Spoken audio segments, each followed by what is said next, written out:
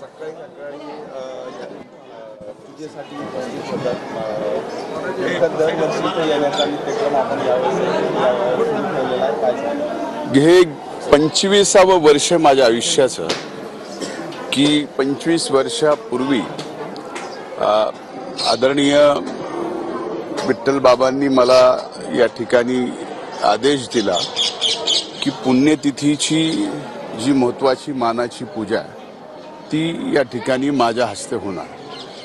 त्यावेळेसपासून आज 25वं वर्ष मी नियमित या ठिकाणी या पूजेला पुण्यतिथीच्या आदल्या दिवशी मुक्कामी या गडावर असतो.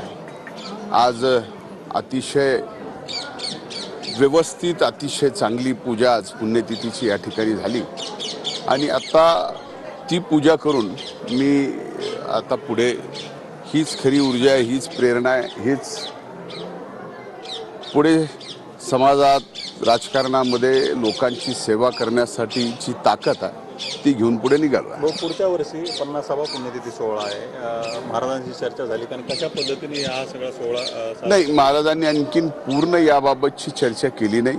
ते सुद्धा आणखीन पुढच्या वर्षीची 50व्या पुण्यतिथीच्या कार्यक्रमाच्या तयारीच्या नियोजनाच्या बाबतीमध्ये ते विचार करतात. आम्हालाही काही बाबतीमध्ये विचार करायला सांगितलं आहे आणि ते नियोजनही फार मोठं असेल. काय साकडं घातलं दर्शन घेतलं? मी देवाच्या समोर आपण ज्यावेळेस नतमस्तक होतो, आपण ज्या क्षेत्रात काम करतो, देवानी आपल्याला जी आज्ञा दिलेली आहे की आपल्या हातून लोकांची सेवा घडो, तर ती सेवा यशस्वी लोकांची घडो, गरीबातल्या गरीब माणसाची सेवा आपल्या हातून घडावी, हीच माथा टेकून आम्ही जे काही मागितलंय ते मागतो. अंजली दमन यांनी म्हटलं आहे की जे सध्या कारागृहातील धनंजय देशमुख संतोष देशमुख यांची चाहत्कारी आहेत त्यांना वेगळी ट्रीटमेंट दिली जाते. हे बघा, या बाबतीत मी काहीही उत्तर देणार नाही आणि कृपा करून मला याबाबतचे प्रश्न विचारू नका. मी स्पष्टपणानं सांगितलं आहे, स्वर्गीय संतोष देशमुखांचे जे हत्यारे आहेत, ज्यांनी निर्गुण हत्या केली आहे, त्यांना फास्ट ट्रॅकच्या कोर्टामध्ये ही केस लढवून तात्काळ फाशी द्यावी. त्याच्यामुळं मला असं कुठेही वाटत नाही या बाबतीमध्ये कुणी काय म्हणावं हा विषय वेगळा आहे.